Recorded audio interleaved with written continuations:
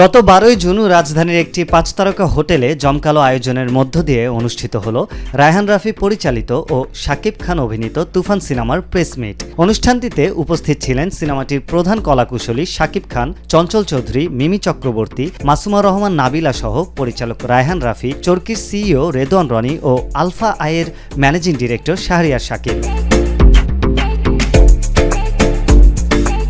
অনুষ্ঠানে কলাকুশলীরা তুফান সিনেমায় তাদের অভিনয়ের অভিজ্ঞতা জানান, পাশাপাশি সাংবাদিকদের বিভিন্ন প্রশ্নের উত্তরও দিয়েছেন তারা। তুফান ছড়িয়ে যাচ্ছে দেশের গণ্ডি থেকে ওদেশ, ওদেশ থেকে বিদেশ। যে আমাদের বাঙালিদের পাশাপাশি একদিন দেখো আমাদের সিনেমা ইংলিশরাও দেখবে। চঞ্চল ভাইয়ের সাথে আমার একটা আলাদা বন্ধুত্ব আছে, সেটা আজকে থেকে নয়। আমাদের দেখা, আমাদের আড্ডা, সে কিন্তু অনেক বছর ধরে। আজকে অনেক বছর আপনাদের সাথে আমার জার্নি, আপনারা কিন্তু দেখে আসছেন। আমার অনেক সময় এমন হয়েছে যখন নাকি একটা ভালো সিনেমা, একটা বড় সিনেমা আমি প্রেজেন্ট করতে গেছি, তার ম্যাক্সিমাম সময়টাই কিন্তু আমাকে অনেক বাধার মুখে পড়তে হয়েছে।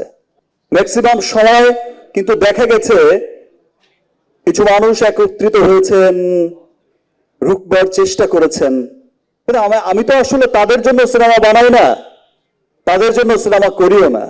আমি সবসময় সিনেমা করি বাংলাদেশের জন্য, বাঙালির জন্য। আমি সবসময় চেষ্টা করি বাংলা সিনেমা কিভাবে পৃথিবীময় ছড়িয়ে যাবে। ইনশাআল্লাহ আমি যতদিন ভালো সিনেমা করব, আমি আমার সিনেমাকে বুঝেই করব। আমার দেশের পক্ষের সিনেমা, আমার বাঙালির পক্ষের সিনেমা, বাংলা সিনেমার উন্নয়নের জন্য সিনেমা করব। আমাদেরকে একটু এগিয়ে বসতে দিলে ভালো হতো। আমাকে যদি মাটিতে মেঝেতে বসতে বলেন কিন্তু বসে যাব, কিন্তু ভালোবেসে বলতে হবে। ওনারা সবাই আমাকে খুব ভালোবেসে অ্যাপ্রোচ করেছিল, আর তাই জন্যই হ্যাঁ বলা। বিশ্বাস করুন আমি গল্পটাও শুনি, that's why it was the reason. আমার শাকিবের সাথে কাজ করতে অনেক জোশ লেগেছে। Thank you.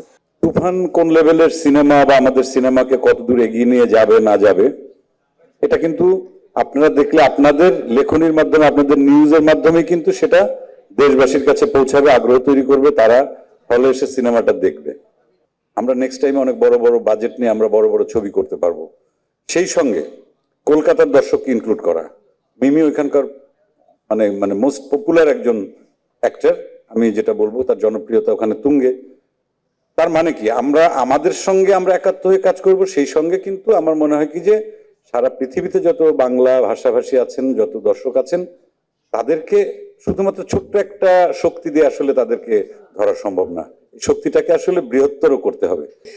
আয়নাবাজির পর থেকে আসলে সবাই আমাকে একটা প্রশ্ন করতো কবে একটা সিনেমা করব, এবং আমি বরাবরই বলে আসছিলাম যে আমি আসলে খুব সিনেমা করতে চাই।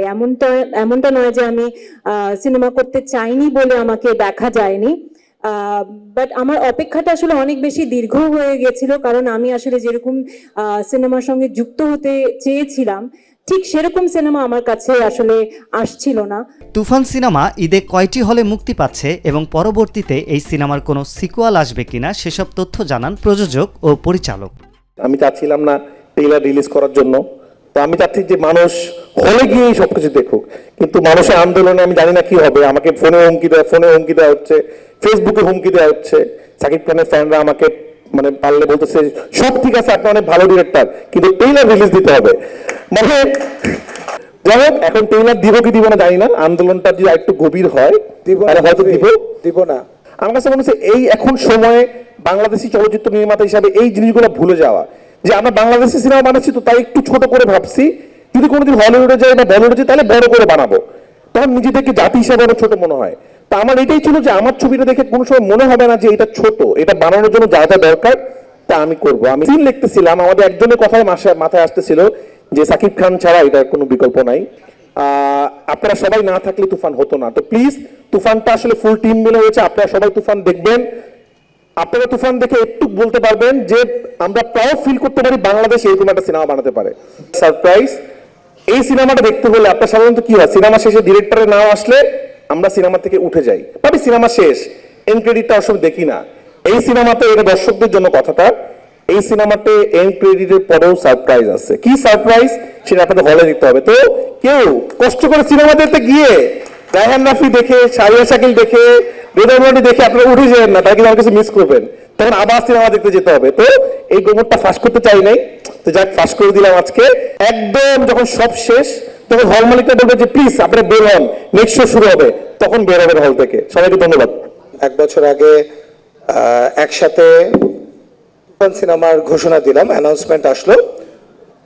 তখন আপনারা মনে করতে পারবেন কিনা জানি না, আমি বারবার ক্লারিফাই করার চেষ্টা করেছি এটা বাংলাদেশি সিনেমা, কোনোদিন আমরা বলিনি যে এটা যৌথ প্রযোজনার সিনেমা। সোশ্যাল মিডিয়াতে আসলে আপনিও একটা কথা বলে দিতে পারেন, আমিও একটা কথা বলে দিতে পারি, ওপেন প্ল্যাটফর্ম, যে কেউই বলতে পারে, কিন্তু অফিসিয়ালি আমরা কি বললাম সেটা হচ্ছে ইম্পর্টেন্ট। প্রত্যেকের ভিসার মধ্যে তুফান নামে ভিসা হয়েছে। শুধু তাই না, আমরা ইন্ডিয়া পার্টে যে শুট করেছি সেখানে যে আর্টিস্টরা কাজ করেছে, স্বয়ং একজন বসে আছেন আমাদের মিমি চক্রবর্তী। মিমি চক্রবর্তী ছাড়াও আরো 5 জন 6 জন আর্টিস্ট এবং যে ব্যাকগ্রাউন্ড আর্টিস্টরা কাজ করেছে, প্রত্যেকের পারমিশন আলাদা করে নেওয়া হয়েছে। শীঘ্রই সিনেমাটির ট্রেলার প্রকাশ পাবে বলে জানা গেছে। এখন দেখার বিষয় ঈদে প্রেক্ষাগৃহে কতটা তুফান তুলতে পারে তুফান। আরিফ হক, মাই টিভি অনলাইন।